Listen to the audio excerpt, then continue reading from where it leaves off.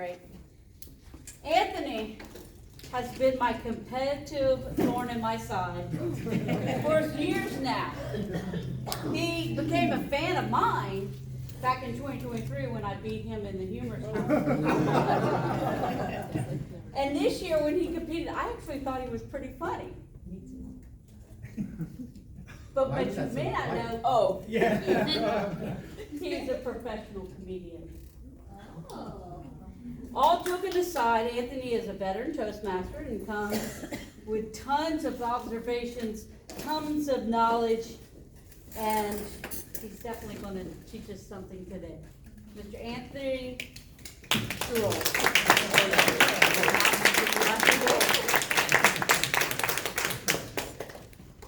She said she thought I was funny, and then the hush went over. It's okay, I'm just going to assume as long as you weren't there.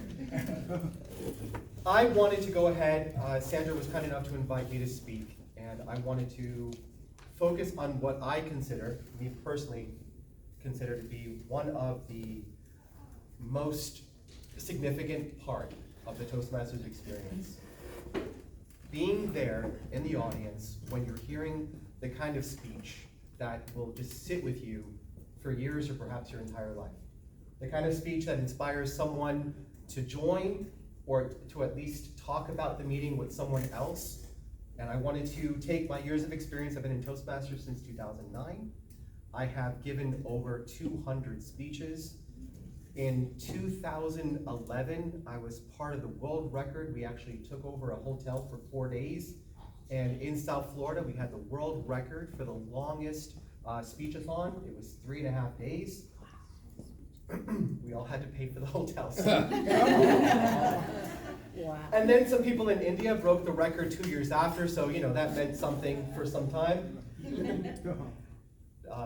So what I wanted to do is I first wanted to start off with why. I think that's the most important, right? It's not how, why. Why should you take the time, exert the effort to creating and curating a presentation, right, for essentially strangers? Look at the value of Toastmasters. You walked into a room, no one charged you, no bouncer, you're all here. You're amongst strangers, essentially. You have people who are part of your club, but these are not family members, these are not necessarily coworkers. These are all just people who only have one common goal amongst many others. They just want to be better at communicating, for whatever that means to them as an individual. You have a captive audience. Right now, there's no TV, I turned it away. No, seriously, where can you go where there aren't tons of TVs or screens blaring in the background? I mean, you can't even have a quiet time at an airport terminal to think about your flight. There's TVs, there's tons and tons of distractions. So even if people want to be able to give you their undivided attention, everything else is making it so difficult for them to actually do it. So they have to exert that much more effort. Toastmasters gives you the undivided attention, a captive audience. People not held captive, meaning they can't leave, but captivated by the idea of what they could possibly experience and what they could learn. Your audience is attentive and receptive. That's very rare. In few other aspects, few other facets of your life will you be able to talk to people who afterwards will either tell you how that made them feel, what it caused them to think, and what they learned. Most conversations are fairly either small talk or one-sided. You said something, they politely listened, and they walked away. The Toastmaster experience allows for you to not just teach in everything that you say and do, but to learn by the experience itself. Like I said, we're all united by a common goal, we're all committed. Look, it's pretty outside. Every one of us here has spent our Saturday, has chosen to invest a large portion of our weekend that we worked so hard for to be here. That's a testament to the same kind of people that you're going to see at your club, that you're going to see at these kind of leadership, or you're going to see at different conferences, competitions. Another reason that there's so much value is you have a second chance. From a job interview, to a first date, to a first impression, whenever in your life can you walk away from a singular experience and say, man, you know what I wish I would have said? You know what I wish I would have focused on more? Toastmasters gives you that. You want to give that speech again in a few weeks? We would not only appreciate it, but we'd love it, because that gives your evaluator a sense of like having an actual purpose. Hey, I didn't just evaluate this and submit it and boom, move on to the next. Wow, you listened to what I heard and observed while listening to you. They feel like their time and their energy is vested in something that actually had some meaning and purpose. You get a second chance, a third chance. Great speeches are the EKG that keeps Toastmasters at the fundamental part, its meetings alive. A great speech, as the title of this is it reminds us, it rejuvenates us what we got into this for.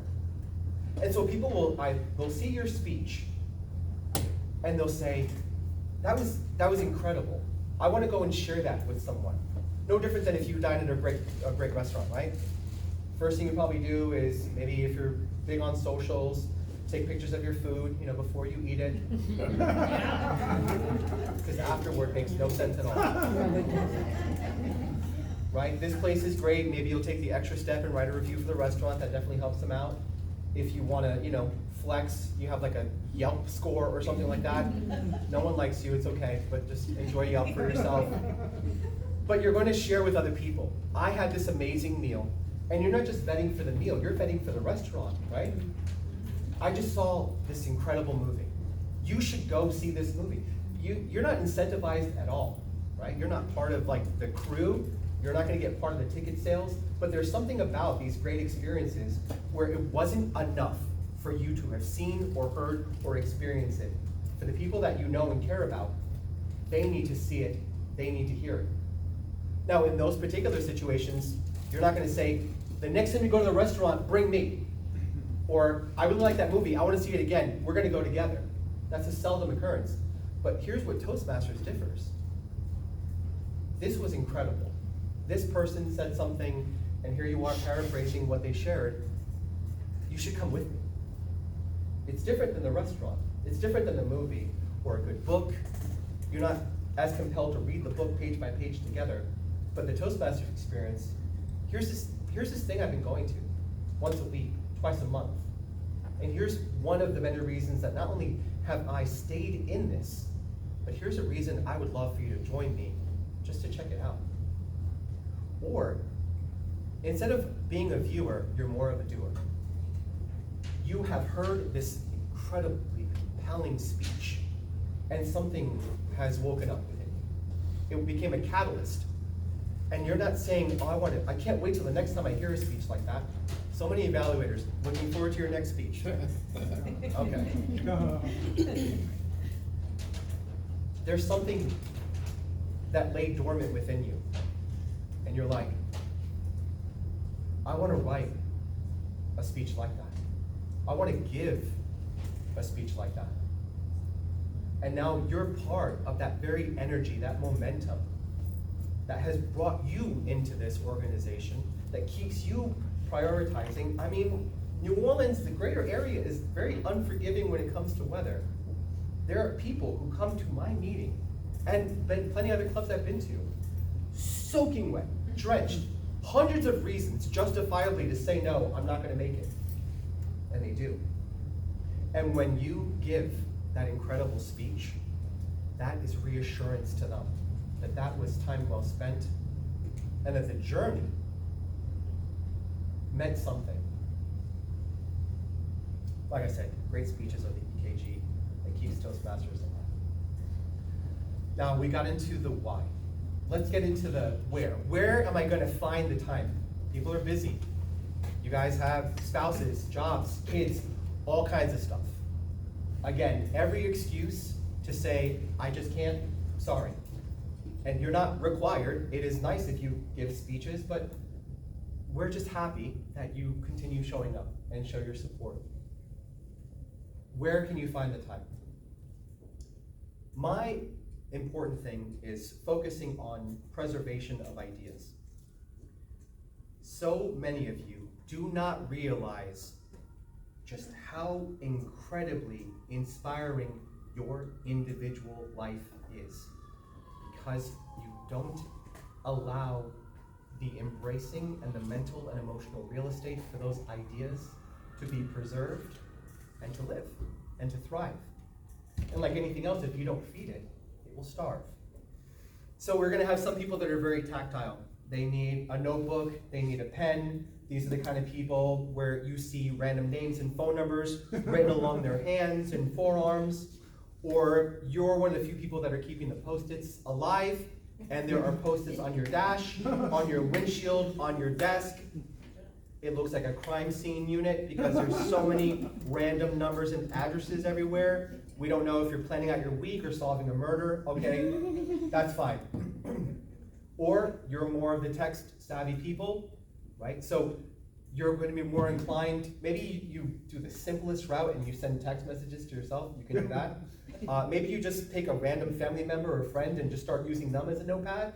I do that, and they're like, hey, what's going on? What's this random thing you sent me about how inspiring cats can be? Like, oh, sorry. But also, we haven't spoken since the reunion. How are things going with you? You know what I mean? Like, that's a chance, that's an opportunity. And that cool idea is still somewhere. Right?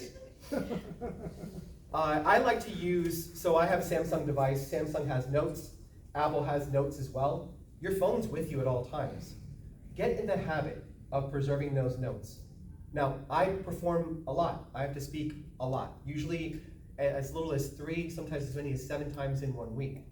So I have become more receptive and conducive to these ideas. And because I don't even understand myself sometimes, if you write a random fragment of a bunch of words, in that moment, you're like, I'm definitely gonna remember what this is. Yeah, of course. And then it's like 2 weeks later, and you come across this random note on your phone, you're like, what is that? What? I like voice. I like, because you can hear the cadence, the inflection, you can hear the background noise. You're like, oh yeah, I was in my car jamming out to freestyle music from the 90s when I thought of this. True. So there's this app that I really like. I'm not endorsed by them, it's free. It's called Easy Voice Recorder. And what I like about it is you can do a shortcut on your phone. You tap it, it starts recording. It doesn't tap to open the app and then go into the recording screen and then do it. You tap, it starts recording. You tap again, it stops recording. And then if you want to go ahead and review your recordings, you can go ahead and do that. But it's quick and easy. Get in the habit. I record all of my club's meetings. And so many people will say, I don't know, I don't like watching myself talk.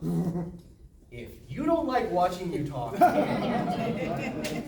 if you don't like the sound of your voice, if you think it's too high pitched, too deep, too weird, you just made 33 other people listen to it and watch it.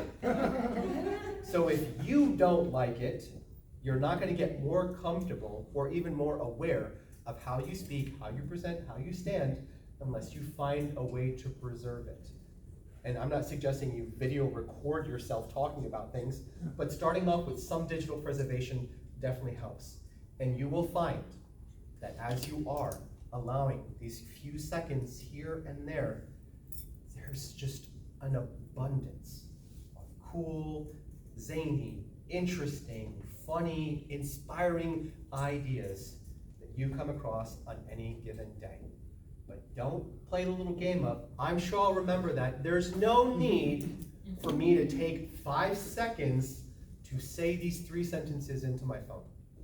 But that isn't enough. Like, make sure that you allocate time. If you use voice or text or whatever, allocate some time within your week to go ahead and transcribe that, to turn that sentence into a paragraph, those few words into a cohesive statement, and you will find these speeches start to write themselves. You guys with me so far? Okay. No response? Wonderful. Okay. Yeah, so like, we just ate, we would like nap time. She said this is story time, and story time means nap time. All right.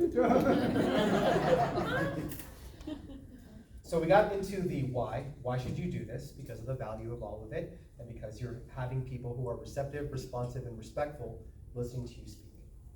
Where will you find the time, and how do you go about using what you have at your disposal already to make yourself more receptive and more conducive to these ideas, preserving them and elaborating on them. Now let's get into what. What am I going to talk about? Like, what's interesting enough? Okay, let me just tell you. I have, for some weird reason, on various random occasions, almost involuntarily, been immersed in documentaries about rhinos, weird rare flowers. It's the kind of thing, you've ever been out with friends, and it's not that your friends aren't good company, but there's something on the TV and you just keep staring. I didn't. I've never seen competitive badminton. This is crazy. There's not a TV over there, guys. The idea is that you might not think it's interesting, but if it's interesting to you, and you can foster that enthusiasm, you will in turn exude that same enthusiasm to others. We live in a society where grown people listen to murder podcasts. You want to hear someone narrate someone being stabbed for an hour and 15 minutes? Here's 7 minutes about butterflies. Would you like a refreshing break? So, content. Things of personal interest. Each one of you are individuals. Each one of you have your own things that sort of cultivate your own personality. Someone was talking about geeks, nerds, all that good stuff. I just came from a convention where I paid $125 to talk to somebody who doesn't know me. All right. And it was a guy, and it did not lead to anything at all. He just signed a photo and left. I went to the con where the guy who plays Daredevil. You guys watch Daredevil? Charlie Cox. Wow. Sandra, way of dating yourself. Okay. Charlie Cox plays Daredevil. I waited in line, spoke to him. But that's pretty interesting. Actually, my dad's a huge fan, and I actually got Charlie Cox to record a video and send it to my dad, who actually, as soon as I leave here, I'm hopping in my car because my dad's on oxygen right now. He needs that much time left. And he watched that video at least 20 times.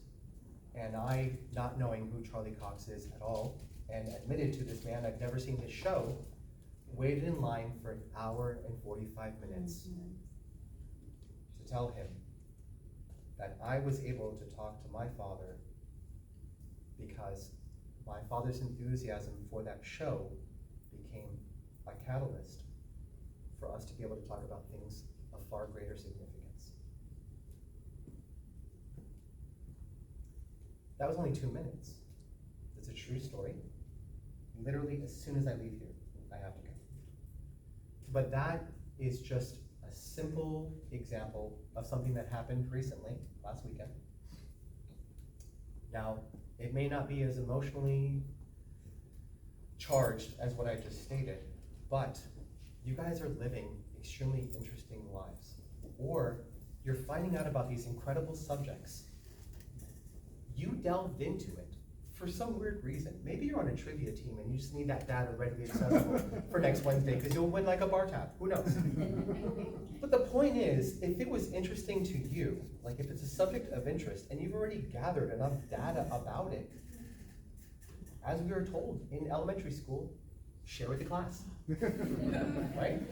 It took up all your time, get something out of it. Because now you're like, well, I just feel like I wasted 2 hours learning about like ancient Egypt.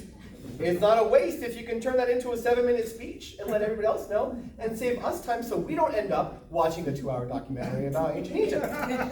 Unless we want to. Sorry if I offend any Egyptians here. My apologies. It can be a current event, right? There's something going on, so while it's hot, while it's still on all of our minds, are you going to be the one to present it in a way that's a little bit more condensed, more focused? Clue us all in on this, because some of us may not have gone into our Yahoo or our AOL or our Gmail and got bombarded with all these news feeds. Some of us don't even read our emails. And maybe we didn't see this prompt about this current event or the news or whatever it is you want to share. Don't assume that because it's been in your face or within your day that all of us know about it, but if it is significant enough to be that immersed and entrenched in your life, it might be significant enough to share with us. Maybe you just recently found a solution to a problem, right? Little Bob Vila DIY. Anybody know who Bob Vila is? Okay, this is everybody over 32. That was a great way to find that. Bob Vila was what Tim Allen pretended to be anyway, so he just knew a lot about different ways to fix things in the house, and he put out these books that put handymen out of business because it turns out it doesn't take $300 to fix an AC. All right. So in your own life, think about the last time you had a problem, whether it was something domestic around the house, something mechanical with your car, or how to be able to organize your calendar or your day better. Each one of you have solved a problem for yourself personally. And we, being humans, sharing this time with you, could possibly come across that same problem. Help us out. If you found a solution, put a speech together about when the problem came about, what you initially tried, and what actually relieved that problem, issue, whatever the case may be. Again, there's content everywhere. Or maybe you have extensive expert knowledge about something. You work in Department of Transportation, yes? Right? So logistics, roadways, stuff like that, perhaps? All of the above. Great. Maybe he could explain to you why no matter how much we pay in taxes, we cannot fix the potholes. I don't know. Maybe you know. Yes, I do. Maybe it's not as easy as dumping liquid asphalt waiting for it to dry. I don't know. Maybe gravel's expensive this time of year. I have no idea.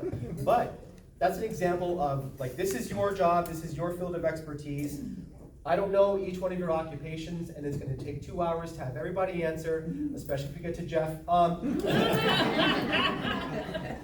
But each one of you, either personally or professionally, know a whole lot about this, like, very niche kind of subject. Present it to us in less than 25 minutes. Maybe 7. And also get out of the comfort zone, like, my speech is 5 to 7, my speech is 5 to 7. Okay, great, go for a 10-minute one. Like, if you feel like it's more than that, don't figure out, how do I take something that's 12 minutes and shove it into 5? No, how do I, without things seeming long, present to these people who will respectfully give me their undivided attention over the course of 10 to 12 minutes? Why not? So, wisdom, insight. Maybe something has happened to you, right? Something monumental, maybe something tragic. Maybe something has come along in your life and it doesn't initially make sense. You find yourself asking, why? Why now? Why me? Why this? You enter this process of introspection, self-discovery, whatever it may be. These are people that you see weekly, monthly. This is your family, the family you choose, right? These are people that you get together with. It's a huge testament to how much you care for them and how much you believe they care for you. If you can take this newfound wisdom through introspection, through self-discovery, put it together in a speech, put your heart into it, be vulnerable, be honest, and present it to others. I just told all of you that my father is not going to make it to the end of the year. Enthusiasm is contagious. As I said in the beginning of this, what will I talk about? If you are interesting, if we can see in the way that you speak, the way you carry yourself, your posture, your demeanor, You're like clenching onto your notes. You're so excited. We can see that you're really excited about where this speech is going to go. We're there with you. If it's interesting to you, you will exude that level of interest and enthusiasm to everyone listening. And they're there with you for the whole ride. It's not just what you say. It's obviously how you say it. It's how you present it. So we're going to go over how to create a fake English accent or Australian accent. Because that automatically makes whatever you're saying far more interesting in America. I don't know why. I don't know. Just we love foreign accents. Only to go there and to say, well, your accent's foreign. No, it's not. Okay. We're also going to watch as many narrations from Morgan Freeman so we can understand how to get that buttery smooth voice so people listen. No, look. You don't have to have an English or Australian accent. You don't have to sound buttery smooth.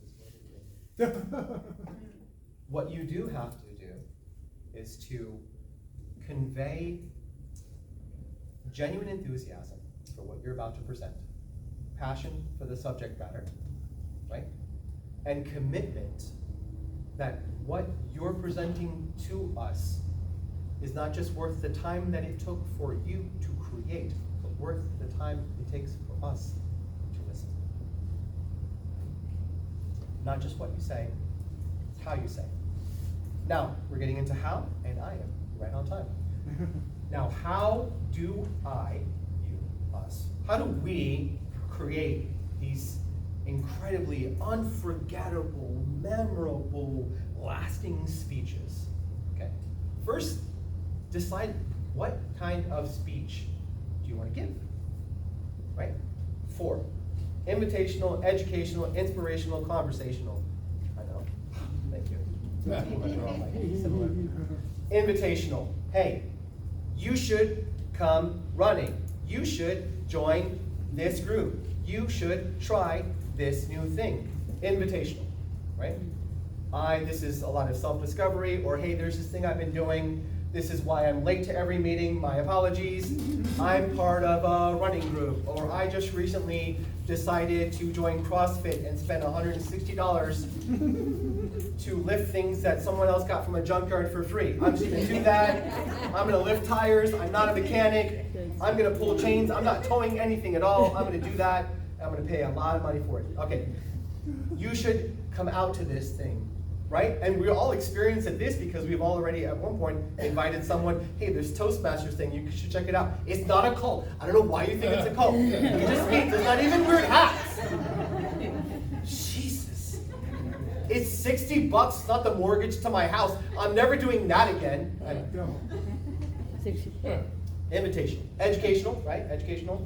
Hey, I learned this new thing. There's this cool subject, right?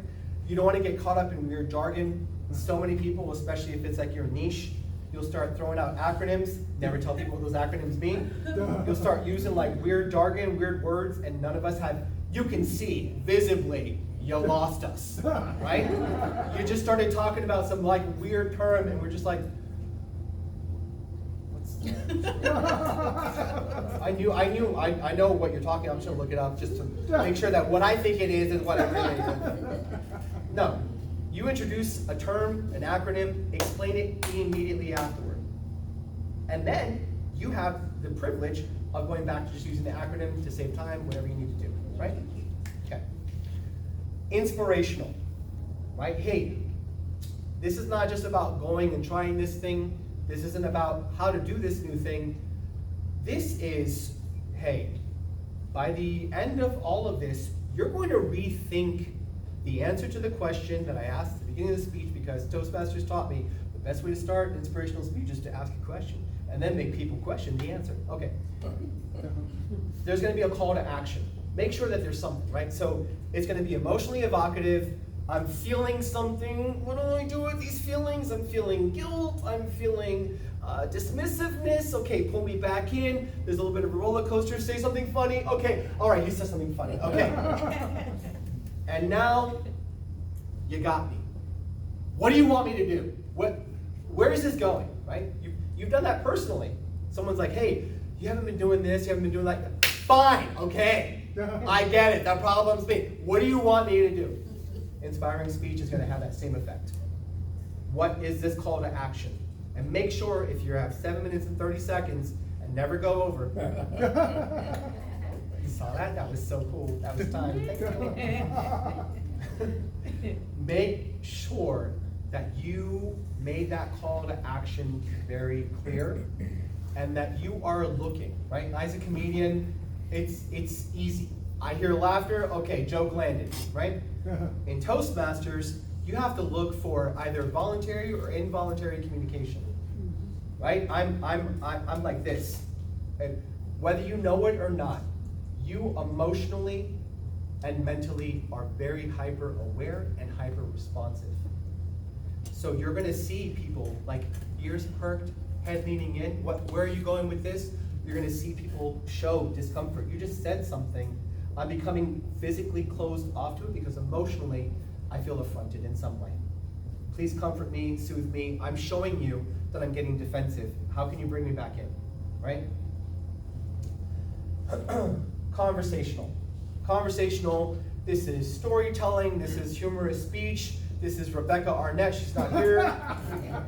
Rebecca Arnett, queen of conversational speeches.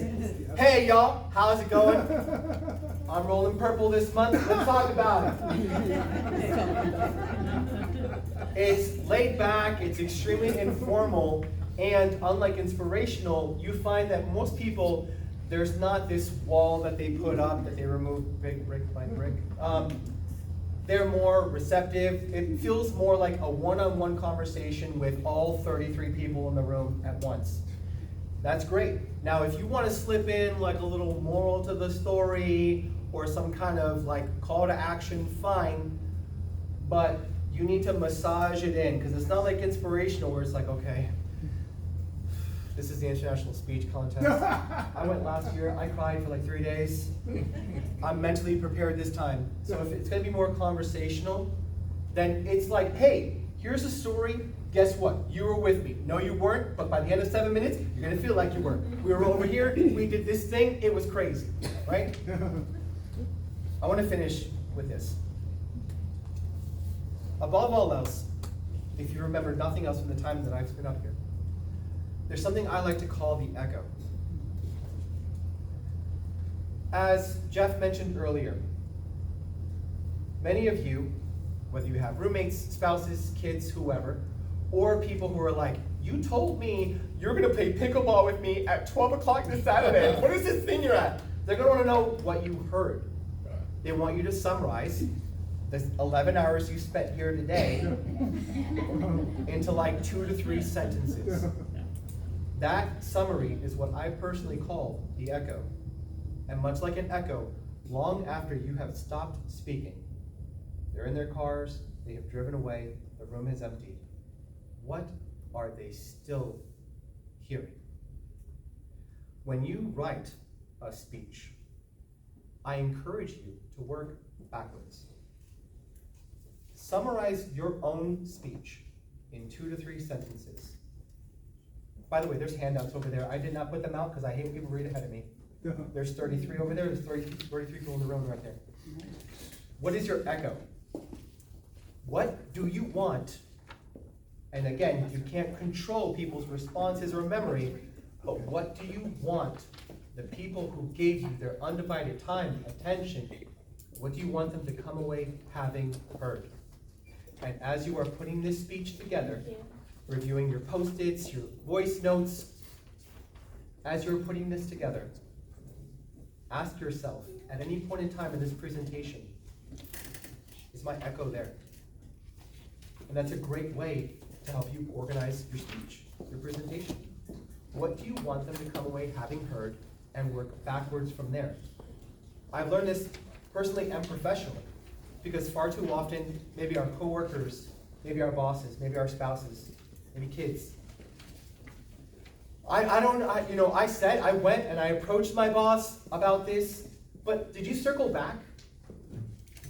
You might have said it, but is that what they heard? Yeah. You might have presented it, but is that what they remembered? And if you really do want to make a lasting impression on people, focus not on being heard, Focus not on what you say. Focus on what those people come away having experienced and remembered. And curate your words in such a way that they align as much as possible with your echo.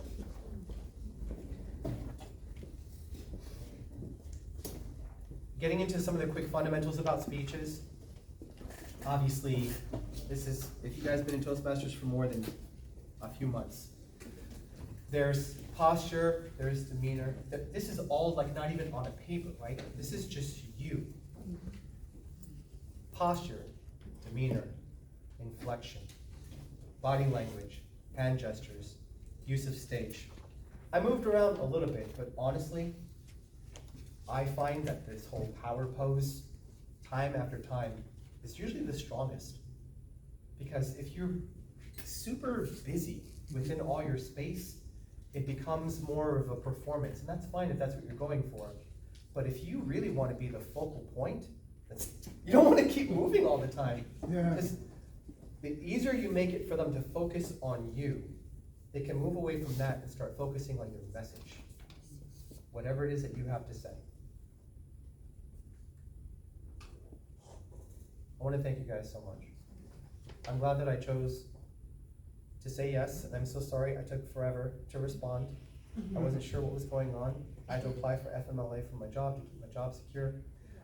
And this is not to make anybody feel bad, but this is how much I care about this aspect of the organization. Toastmasters does amazing things in a time where people, sadly, are starting to lose sight of the value.